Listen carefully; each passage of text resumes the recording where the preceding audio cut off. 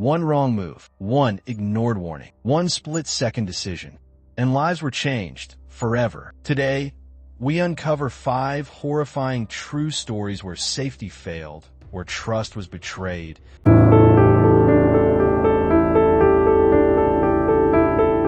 Strapped to a lie, he jumped for joy, but the parachute and the truth never opened. August 6th, 2016, 18-year-old Tyler Turner stood on a California runway, beaming. It was his first ever skydive, a bold leap to prove that even with cerebral palsy, he was unstoppable. He was full of life, music, and mischief. He sent a message to his mom on video. My name is Tyler Turner. What are you doing here? I am gonna jump out of a plane. It's your first time. First time indeed. That's my mom over there. Hello. Very loving mom. Done a lot for me in my life. Hope more that she'll help me with more of my life because I want to make it.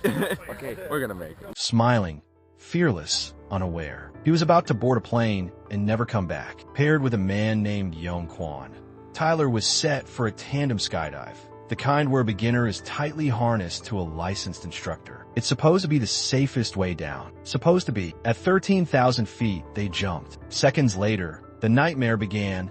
No parachutes deployed. Not the main, not the reserve. Tyler and his instructor plummeted to the ground and died instantly. But it was what came after that made this tragedy feel like betrayal. Young Kwan wasn't certified for tandem jumps. He was still in training, still on probation. He never should have been strapped to Tyler in the first place. And worse, this wasn't a freak accident. The Lodi Parachute Center had a long, bloody record.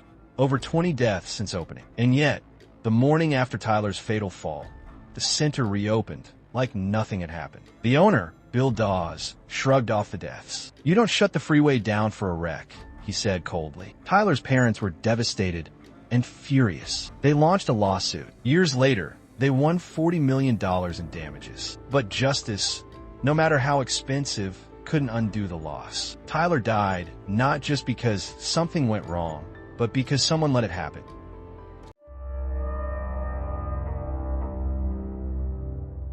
The live stream that ended in a whisper, he jumped, he soared, and then the screen went still. What happened to Armin Schmider? At 28, Armin Schmider had what most would call a death-defying life. An Italian wingsuit pilot and social media daredevil. He soared off cliffs, danced with danger, and let the world watch, all in pursuit of freedom. Flight wasn't just a sport for Armin, it was his identity. But in August 2016, during what should have been just another flight, something went terribly wrong. From the summit of a mountain near Kandersteg, Switzerland, a paradise for base jumpers, Armin began to stream live to his fans. He grinned at the camera, calm and confident, and zipped himself into his wingsuit. His message was simple: "Today, you fly with me."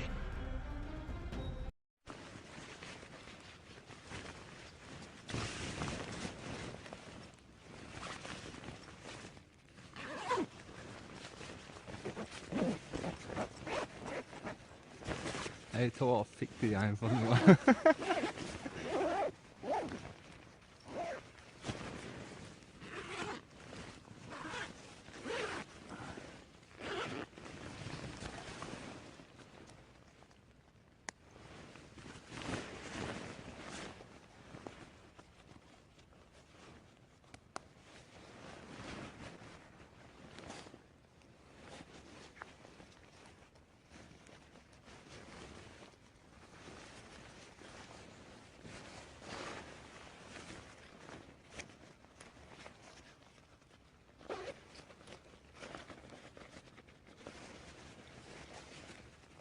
Hey Thor, schreiben mal was.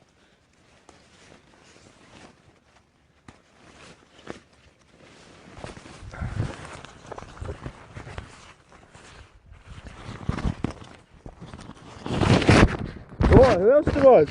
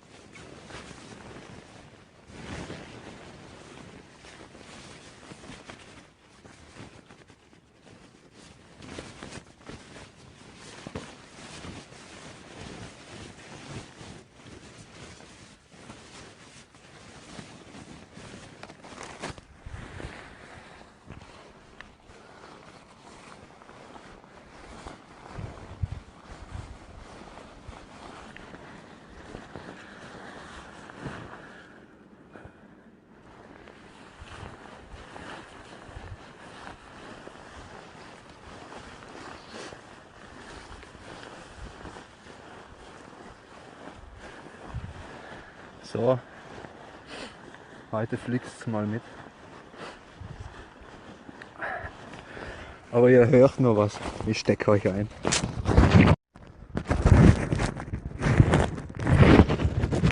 Tata.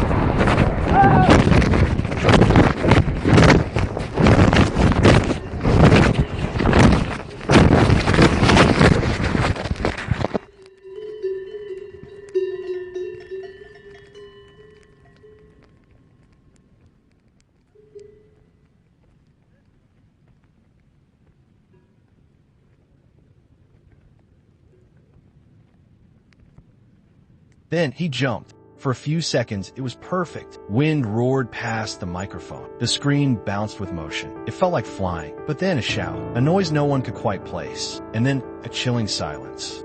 The live stream continued. No Armin, no movement, just the far-off clanging of cowbells in the distance. Viewers sat frozen. Comments poured in. Was it a glitch?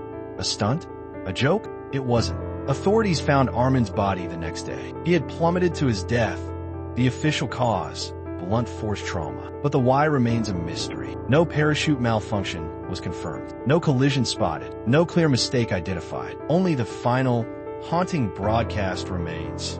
His last flight captured in real time, ending with a quiet that said everything.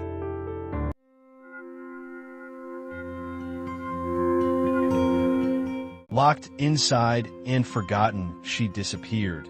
But she was closer than anyone could imagine. Christina Nance was a bright soul, 29 years old, full of energy, music, and warmth. She was the kind of person who lit up a room. So when she stopped replying to messages and didn't show up for work in late September 2021, her family knew something was wrong. They reported her missing on October 2nd. A week had passed since anyone had seen her. Police searched. Flyers went up, but there were no signs. Christina had simply vanished. But she hadn't gone far. It doesn't add up. I'm not buying it.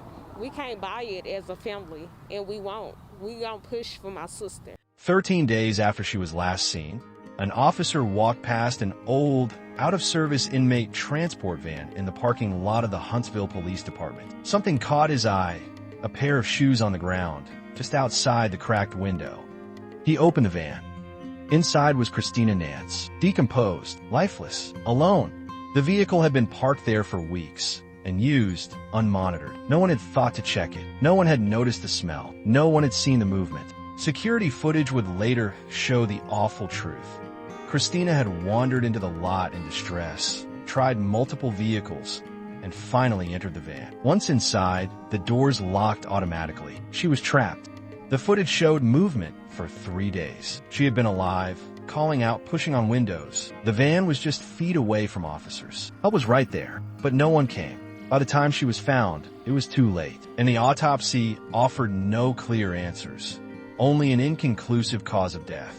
Her family was shattered, furious. How could a woman die alone in a police parking lot and go unnoticed for nearly 2 weeks? They want justice. The public wants answers. And everyone wants to know, how does someone die in plain sight and no one sees a thing?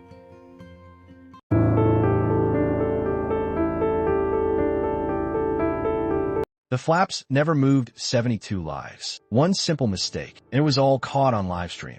February 15th, 2023, it should have been a routine 25-minute hop from Kathmandu to Pokhara, Nepal. Yeti Airlines Flight 691 lifted off under clear skies with 72 people on board. The flight crew was seasoned. The aircraft, a well-known ATR 72-500. Everything looked normal until the final seconds. As the plane neared Pokhara's new international airport, air traffic control noticed something strange.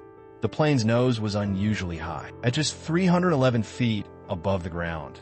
Both engines lost thrust. The aircraft banked hard left, and then spiraled. It slammed into the ground near the Seti River, exploding in flames just 65 meters from homes. Every single person on board died. But what turned this into an even more chilling moment was what came next.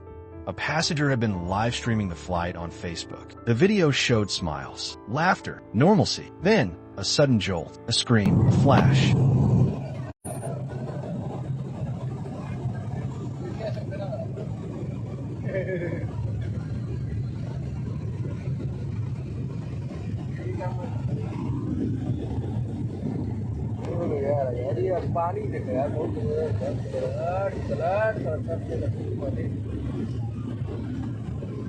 Wow. Ba beta ba mauj kar di. Suraj.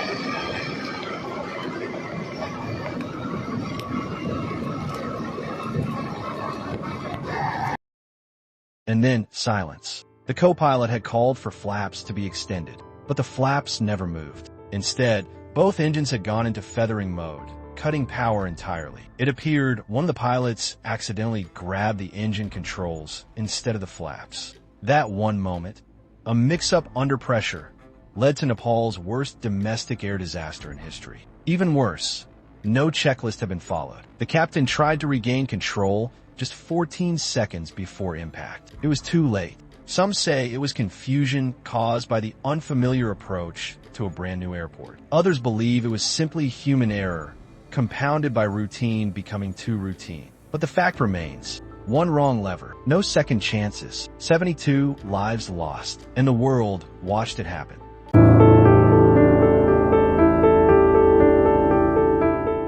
The art exhibit that took to the sky and took lives with it what really happened inside dream space before it flew away. In the picturesque town of Durham, England, families gathered in Riverside Park expecting wonder, art, laughter. It was a summer Sunday in 2006, and the buzz was all about a massive inflatable structure, a walk-in sculpture called Dream Space, created by British artist Maurice Agus. A labyrinth of color and light. It looked like something out of a dream. But by day's end, that dream had turned into a nightmare. Designed to be part playground, part surrealist fantasy, Dream Space stood several stories tall, filled with air and wonder, and over 500 visitors. The weather was fair, the sky blue. But wind can change everything, and it did. Maurice and his crew had noticed movement in the sculpture before. It had lifted slightly the previous day, and again that very morning. It was reported. It was known. Still, they pressed on. Anchors were rechecked, ropes pulled taut. And then Maurice stepped away. A short tea break, a few minutes at most. At 3:30 p.m., the unthinkable happened. A sudden gust of wind tore Dream Space from the ground. Pegs ripped free. Visitors inside screamed, scrambled for exits. Some jumped. Others clung to the shifting rubber walls as the structure rose 30 feet into the air, like a hot air balloon made of plastic. It crashed moments later, first into a CCTV pole, then into a nearby car park. Finally, it collapsed, crushing two women, Claire Firmage, 39, and Elizabeth Collier, 68. They were pronounced dead later that evening. 13 others were seriously injured. What followed was a media firestorm and a criminal investigation. Maurice Agus, devastated, admitted he should have done more. In court, he was found not guilty of man. He kept that promise. 2 months later, Maurice died. To this day, people ask, how did a celebrated art installation become a death trap? How did warnings go unheeded? And why wasn't anyone, held fully accountable?